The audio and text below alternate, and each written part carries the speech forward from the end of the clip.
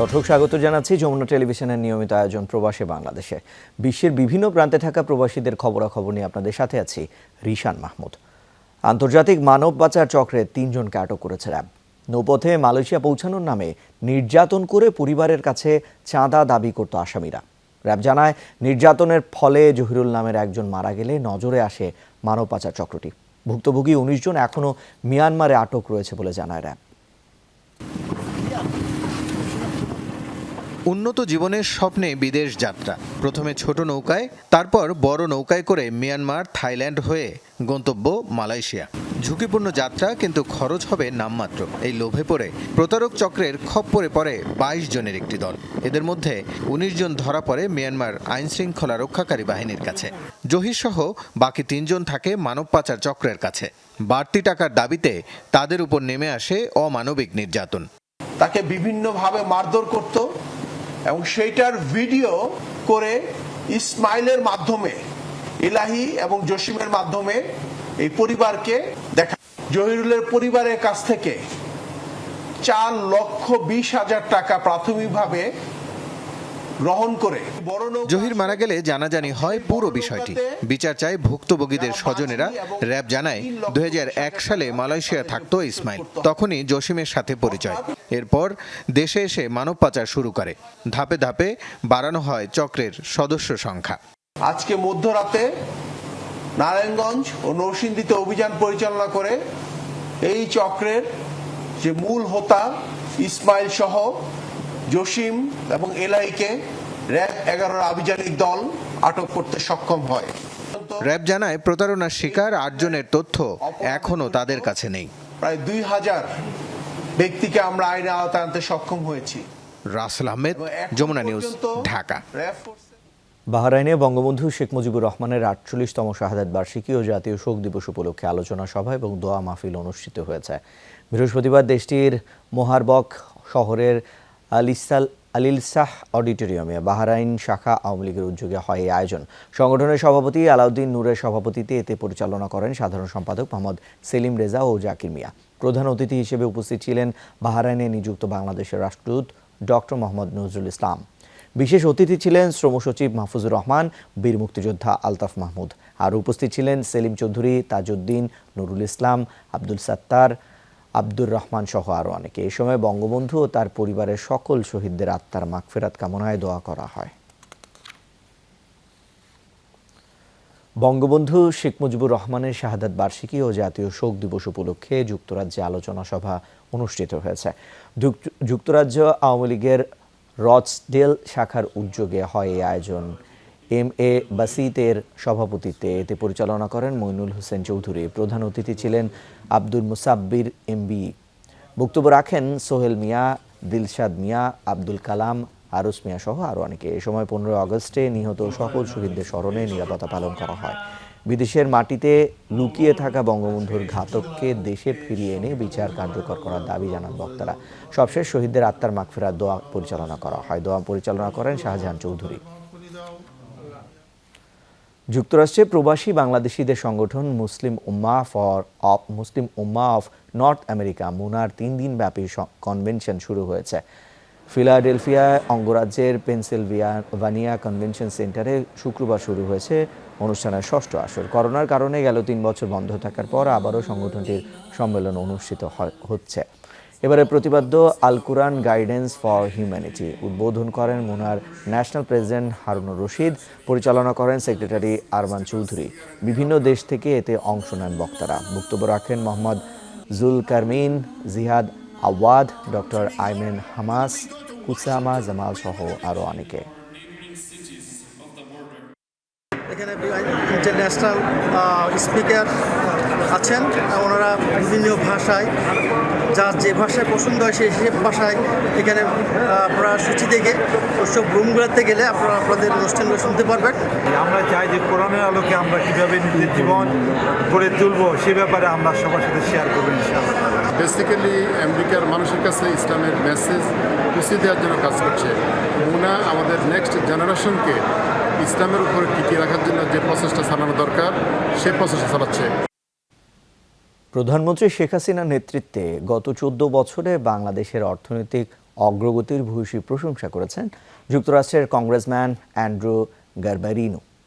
বাংলাদেশের অভাবনীয় উন্নতি বাকি বিশ্বের অন্যদের জন্য উদাহরণ হতে পারে বলে মন্তব্য করেন তিনি। শুক্রবার মোর্শেদ আলমের নেতৃত্বে অ্যান্ড্রু গারবারিনোর সম্মানে নিউ ইয়র্কে বাংলাদেশি আমেরিকান প্রবাসীদের একটি শুভেচ্ছা সাক্ষাৎ অনুষ্ঠানে তিনি এই মন্তব্য করেন। বলেন, গত ১.৫ দশকে বাংলাদেশ যে সাফল্য দেখিয়েছে একইভাবে তা অর্জনে অনন্য দেশেও চেষ্টা করছে। The successes, and I've seen the growth that the nation has seen under the last 14 years under the current Prime Minister's leadership. I know elections are coming forth in January. She has turned over the election process to an independent commission to ensure that there are free and fair elections, and to show the international community that there are free and fair elections. জঙ্গিবাদ ও সহিংসতার বিরুদ্ধে বাংলাদেশ ভারত একসঙ্গে কাজ করবে বলে জানিয়েছেন দেশটির high commissioner প্রণয় ভার্মা। জাতীয় জাদুঘরে বাংলাদেশ ভারত মৈত্রী সমিতির শোক দিবসের আলোচনা সভায় এসব কথা জানান তিনি। অনুষ্ঠানে মুক্তিযুদ্ধ বিষয়ক মন্ত্রী আকাম মোজাম্মেল হক বলেছেন, ভারতের সাথে বাংলাদেশের সম্পর্ক রক্তের। আমেরিকা ৭১ এবং ১৫ অগাস্ট হাই কমিশনার প্রণয় ভার্মা জাতীয় জাদুঘরে বাংলাদেশ ভারত মৈত্রী সমিতির শোক দিবসের আলোচনা সভায় এসব কথা জানান তিনি।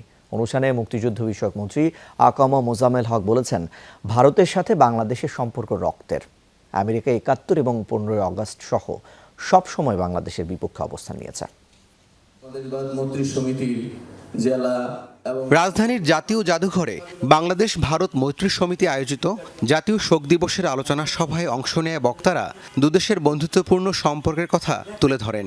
বলেন, এ সম্পর্ক আরও এগিয়ে নিতে হবে। 1971 সালের পর থেকে কিন্তু আজ পর্যন্ত ভারতের জনগণ এবং ভারতের সরকাররাও কিন্তু বাংলাদেশের জনগণের সাথে এক হয়ে উন্নয়নমূলক কাজের জন্য তারা সাহায্য সহযোগিতা করছে।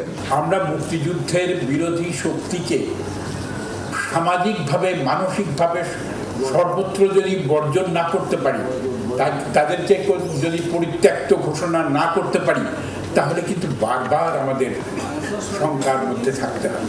আলোচনা সভায় বিশেষ অতিথি ভারতীয় হাই কমিশনার প্রণয় ভার্মা বলেন, মুক্তিযুদ্ধের চেতনা ধারণ করে অর্থনৈতিক উন্নয়ন ও অগ্রগতিতেও বাংলাদেশ ভারত কাজ করবে। As we honor the memory of Bangabandhu and his sacrifices, we remain committed to working together with Bangladesh in preserving and promoting the legacy and spirit of 1971 that remains the foundation of India-Bangladesh friendship. অনুষ্ঠানে মুক্তিযুদ্ধ বিষয়ক মন্ত্রী আকাম মোজাম্মেল হক বলেন, আমেরিকার মুখে গণতন্ত্রের বুলি মানায় না। তারা ৭১-৭৫-এ বাংলাদেশের শত্রুদের পক্ষে অবস্থান নিয়েছিল। দণ্ডপ্রাপ্ত বলেন যদি তাদেরকে ফেরত দিবেন না, মানবতার কারণ খুনিকে আত্মস্বীকৃত খুনি তারা নিজেরাই স্বীকার করেছে তারা হত্যা করেছে। তাহলে কি আপনারা সেই হত্যাকাণ্ডের সপক্ষে আপনাদের অবস্থান? এটাই তো প্রমাণ করছেন যে 15 আগস্টের হত্যাকাণ্ডের সাথে আপনাদের সম্পর্ক। ভারত বাংলাদেশ সম্পর্ক রক্তের সম্পর্ক, এটি আরও এগিয়ে নেওয়ার কথা বলেন মন্ত্রী। আমাদের বন্ধুত্ব কিন্তু রক্তের আখরে লেখা আছে। রাব্বি সিদ্দিকী, যমুনা নিউজ, ঢাকা। ভারতের পশ্চিমবঙ্গে এক বাংলাদেশি কিশোরীকে গণধর্ষণের অভিযোগে 4 ভারতীয়কে গ্রেফতার করেছে দেশটির পুলিশ। সনদ বৈরাগী, প্রথম মণ্ডল, হিরো দাস এবং প্রদীপ বিশ্বাস আটক এই 4 যুবকের বিরুদ্ধে আরও 2 কিশোরীকে ধর্ষণ চেষ্টার অভিযোগ উঠেছে। শুক্রবার পশ্চিমবঙ্গের বনগাঁর বাগদা সীমান্ত এলাকায় এই ঘটনা ঘটে। আটকের পর আদালতে তোলা হলে তাদের 14 দিনের পুলিশ হেফাজতে পাঠানোর নির্দেশ দেওয়া হয়। জানা যায়, কাজের খোঁজে দালালের খপ্পরে পড়ে অবৈধভাবে ভারত যান ওই 3 কিশোরী। পরে তাদের একটি পোলট্রি ফার্মে রাখা হয়। সেখানে কর্মরত ছিল অভিযুক্ত 4 যুবক। ভুক্তভোগী কিশোরীদের সেফ হোমে পাঠানো হয়েছে। কাতারে জাকের পার্টির senior vice chairman doctor Sayem Amir ফয়সালের জন্মদিন উদযাপন করেছে জাকের পার্টি কাতার শাখা। দেশটির আল মুনতাজা এলাকায় অনুপম ট্রেডিংয়ের হল রুমে হয় এই আয়োজন। আল আমিন খন্দকারের পরিচালনায় এতে সভাপতিত্ব করেন মোহাম্মদ হাবিবুর রহমান। প্রধান অতিথি ছিলেন সংগঠনের সাধারণ সম্পাদক মোহাম্মদ আতাউর রহমান। বিশেষ অতিথি ছিলেন মোহাম্মদ রাশেদ আহমেদ, আশরাফুল আলম, মোহাম্মদ আজিজুল ইসলাম, মোহাম্মদ আখতার মিয়া সহ আরও অনেকে।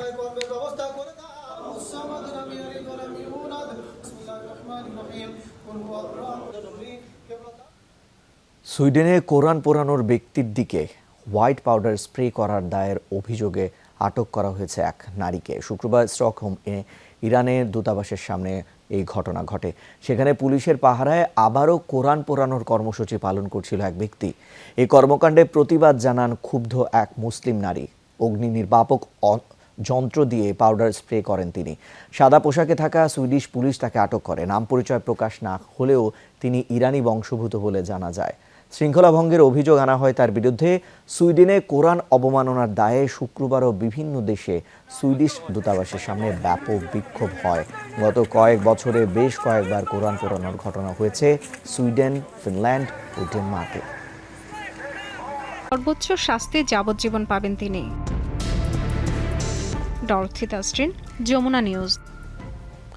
দর্শক, এই ছিল প্রবাসী বাংলাদেশে। এতক্ষণ সাথে থাকার জন্য সবাইকে ধন্যবাদ।